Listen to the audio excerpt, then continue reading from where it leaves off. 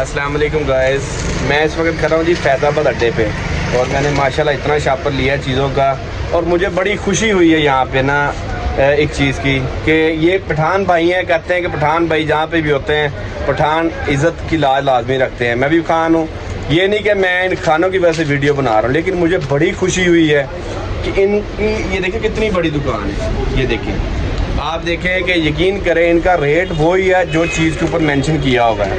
लेज़ लिया है 50 का लेज़ है तो वो 50 रुपए का लेज़ इन्होंने लिया है, ठीक है। सोन हलवा लिया तो वो जो रेट इनका ऊपर लिखा हुआ जो कंपनी रेट है उसी रेट पे ये चीज़ें देते हैं, जबकि मोटरवे पे सही लूट मार होती है, ठीक है। ये फैज़ाबाद अड्डे पे खड़ा हूँ मैं, तो इनकी ये शॉप है। तो यकीन करें मुझे ना दिली खुशी हुई है कि यार अभी भी कुछ लोग हैं जो माफिया नहीं है, तगड़े नहीं है, ये इस तरह के उल्टे काम नहीं करते जो माफिया बन जाएं।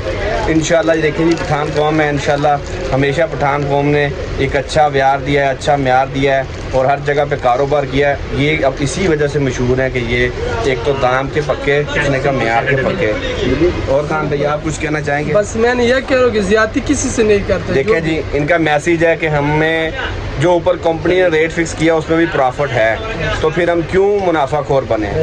ये खुदारा मोटरवे वाले आपके लिए वीडियो बना रहे हैं हम, आप खुदा का खौफ किया करें। और कुछ अड्डों पे और भी मैंने देखा है कि कुछ अड्डों पे और भी ऐसे ही होता है, 50 की चीज़ 100 में देते हैं। लेकिन ये मुझे बड़ी खुशी हुई, यहाँ पे फैज़ाबाद आया हूँ मैं, चिश्तियाँ जा रहा हूँ रावलपिंडी से, तो इनका मुझे रेट सुन के बड़ी खुशी है। मैंने तकरीबन 1100 की चीज़ें ली हैं और इन्होंने वही रेट लगाया जो कंपनी का रेट है।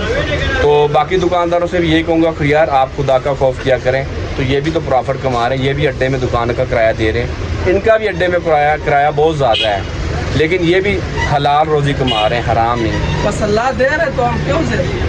ओके जी, ये भाई से भी देख लें जी, ये भाई है काउंटर पे। वेलकम।